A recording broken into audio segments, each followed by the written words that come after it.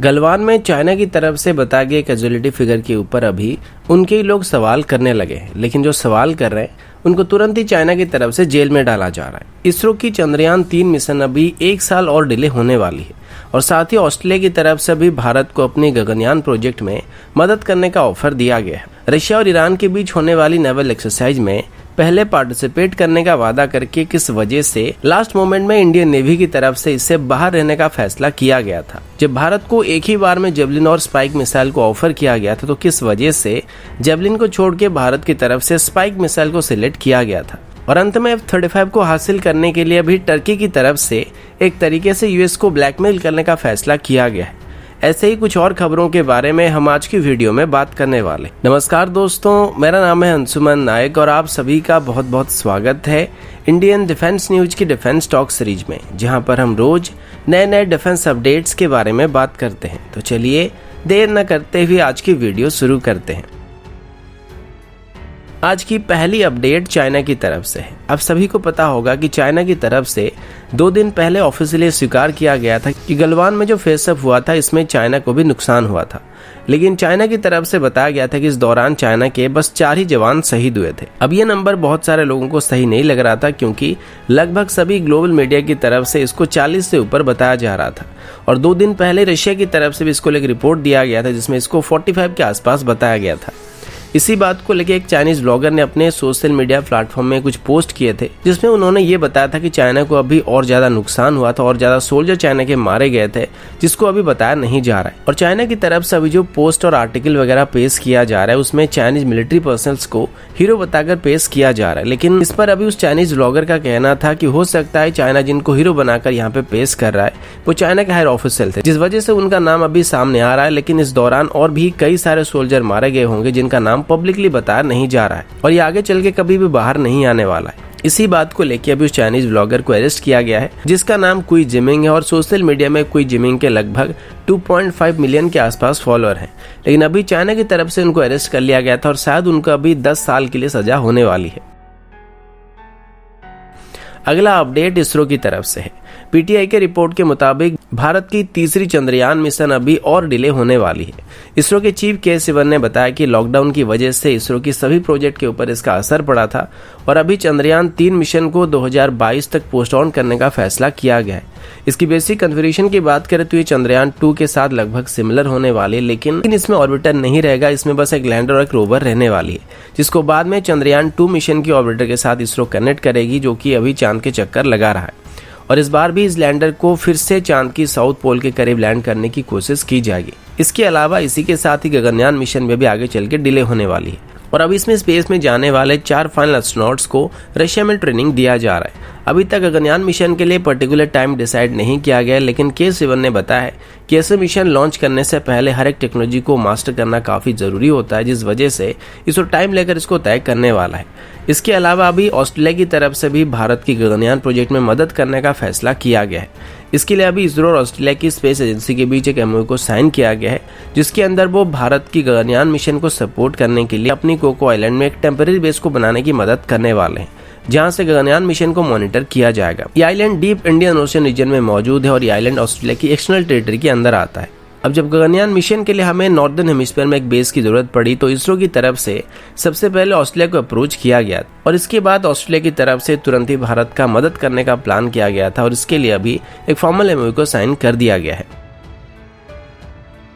अगला update Indian navy की तरफ से है। अब सबको पता होगा कि 3 दिन पहले अल जजीरा में एक अपडेट आया था जिसमें बताया गया था कि रशिया और ईरान के बीच होने वाले एक नेवल एक्सरसाइज में भारत भी पार्टिसिपेट करने वाला था, लेकिन कल इंडियन नेवी की तरफ से इसके बारे में बताया गया था कि इंडियन नेवी इसमें पार्टिसिपेट नहीं कर रहा था, लेकिन बदले में इंडियन नेवी इंडोनेशिया के साथ पैसिफिक एक्सरसाइज को कंडक्ट कर रहा था। आज इसको लेकर अनादोलु मीडिया में एक रिपोर्ट आया था जिसमें यह बताया गया है कि इंडियन नेवी की तरफ से इनिशियल ईरान और रशिया के बीच होने वाले एक्सरसाइज में शामिल होने की बात की गई थी और इससे ईरान काफी खुश भी हुआ था, लेकिन आखिरी मोमेंट में भारत की तरफ से इसमें पार्टिसिपेट न करने का फैसला किया गया था। इसकी एग्जैक्ट वजह अभी तक क्लियर नहीं हुआ है, लेकिन लास्ट मोमेंट में इसको कैंसिल करने का एक कारण ये बताया जा रहा है कि अचानक से इंडियन नेवी को किसी दूसरे मिशन में डिप्लॉय कर दिया गया था। अभी इंडोनेशिया के साथ की गई पैसिव एक्सरसाइज हो सकता है या फिर कुछ और भी हो सकता है, लेकिन अभी तक क्लियर नहीं हुआ है। दूसरी तरफ एक पॉसिबिलिटी ये भी हो सकता है कि इस एक्सरसाइज में चाइना भी शामिल होने वाला था, तो हो सकता है भारत ने इस वजह से इसमें शामिल ना होने का फैसला किया था, क्योंकि अभी पहले से ही भारत और चाइना के रिलेशन काफी खराब चल रहे हैं और वैसे भी भारत कभी भी चाइना के साथ कोई नेवल एक्सरसाइज में शामिल नहीं होना चाहता है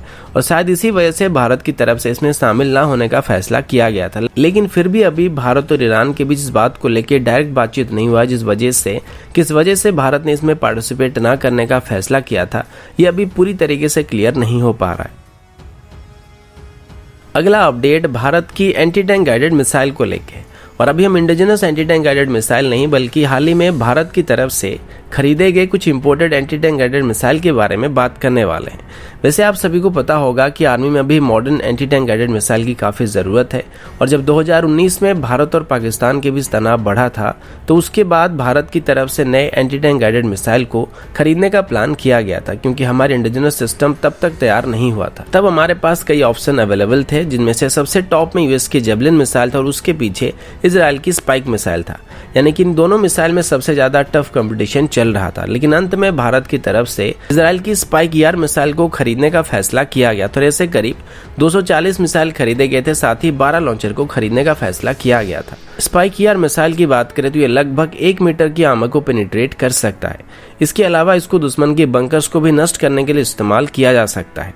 स्पाइक मिसाइल को लगभग हर एक प्लेटफॉर्म से लॉन्च किया जा सकता है, मतलब इसको व्हीकल से लॉन्च किया जा सकता है, इसको हेलीकॉप्टर से फायर किया जा सकता है या फिर इसको इन्फेंट्री ट्रूप्स की तरफ से भी फायर किया जा सकता है। इसके बाद भारत की तरफ से 2020 के एंड में एडिशनल स्पाइक एलआर मिसाइल को एक्वायर किया गया था, जिनको भारत और चाइना के बीच चल रही तनाव की वजह से इमरजेंसी प्रोक्योरमेंट के अंदर खरीदा गया था। अब अगर यूएस की जेवलिन मिसाइल की बात करें तो इसे दुनिया का सबसे बेहतरीन एंटी टैंक गाइडेड मिसाइल कहा जाता है, लेकिन इसी के साथ इसका प्राइस काफी ज्यादा है और जब भारत को इसको ऑफर किया गया था तो इसकी यूनिट कॉस्ट को लगभग $1 लाख के आसपास कोट किया गया था और तब ऐसे टोटल 450 मिसाइल को खरीदने का प्लान किया जा रहा था, लेकिन वो डील कभी भी आगे नहीं बढ़ पाई थी। अब उसके बाद भारत की तरफ से स्पाइक मिसाइल को खरीदने का फैसला किया गया था। अब इसके अलावा स्पाइक को सिलेक्ट करने का एक मेजर कारण ये भी था कि इजराइल इसको भारत में बनाने के लिए राजी होने के साथ साथ इसकी टेक्नोलॉजी को भी भारत के साथ शेयर करने के लिए तैयार था, जबकि यूनाइटेड स्टेट जेवलिन मिसाइल की टेक्नोलॉजी को भारत में शेयर करना तो दूर, इसको भारत में मैन्युफैक्चर करने के लिए भी तैयार नहीं हो रहा था।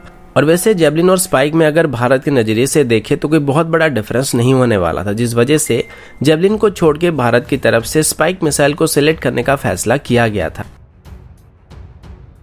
अगला अपडेट भारत और यूएस को लेके है। आप सभी को पता होगा कि भारत और यूएस के बीच अभी 8 फरवरी से एक जॉइंट मिलिट्री एक्सरसाइज को कंडक्ट किया जा रहा था, जिसका नाम युद्धाभ्यास एक्सरसाइज था और ये इस एक्सरसाइज का 16th एडिशन था। इसमें भारत की तरफ से जे&के राइफल पार्टिसिपेट कर रही थी और यूएस की तरफ से इसमें अपनी स्ट्राइकर ब्रिगेड के साथ अपनी घोस्ट रेजिमेंट को डिप्लॉय किया गया था और ये रेजिमेंट अफगानिस्तान और इराक में सबसे ज्यादा एक्टिव हुआ करता था। इनको घोस्ट रेजिमेंट बताने का कारण ये था कि स्ट्राइकर व्हीकल स्टेल्थीली या साइलेंटली यूएस ट्रूप्स को दुश्मन के काफी करीब ले जाते थे और वहां पे जाके उनको छोड़ देते थे और उसके बाद ये अपने ऑपरेशन को अंजाम देते थे, जिस वजह से दुश्मन को इनको आने का पता नहीं चलता था। वैसे अभी हुई एक्सरसाइज के दौरान भारत और यूएस की ट्रूप्स के बीच जॉइंट काउंटर टेरर ऑपरेशन को कंडक्ट किया गया था और इसको अभी मेनली 2 सेपरेट फेज में कंडक्ट किया गया था। पहले फेज में कॉम्बैट कंडीशनिंग, टेक्टिकल ट्रेनिंग और जॉइंट ऑपरेशन के लिए आपसी तालमेल को लेकर एक्सरसाइज किए गए थे और फिर उसके बाद सेकंड फेज में पहले फेज में तय किए गए ऑपरेशन को अंजाम दिया गया था। इस एक्सरसाइज को अभी जोरावर का नाम भी दिया गया था, जिसे डोगरा रेजिमेंट के legendary commander general Zorawar Singh के नाम पे रखा गया था। इस एक्सरसाइज के दौरान अर्बन और सेमी अर्बन कंडीशन में काउंटर टेरर ऑपरेशन किए गए थे और मेनली आईडी, ट्रॉमा मैनेजमेंट और कैजुअलिटी इवैक्यूएशन जैसे ऑपरेशन को ध्यान में रखा जा रहा था, क्योंकि आमतौर पर रियल वर्ल्ड सिनेरियो में हमें इस तरीके की सिचुएशन का सामना करना पड़ता है।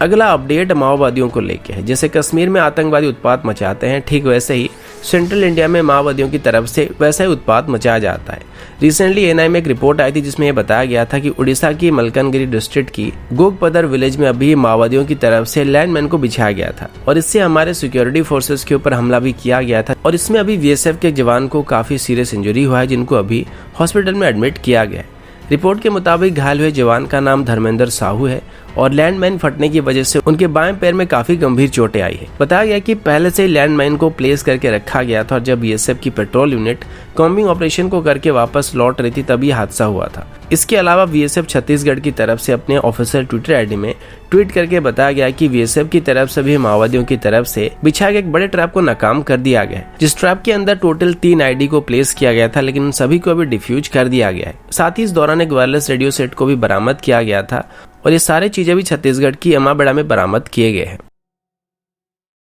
अगला अपडेट टर्की और यूनाइटेड स्टेट को लेके। अब सबको याद होगा रशिया से S-400 सिस्टम को खरीदने की वजह से यूनाइटेड स्टेट की तरफ से टर्की के ऊपर सैंक्शन लगा दिया गया था और टर्की को F-35 को सप्लाई करने से इनकार कर दिया गया था।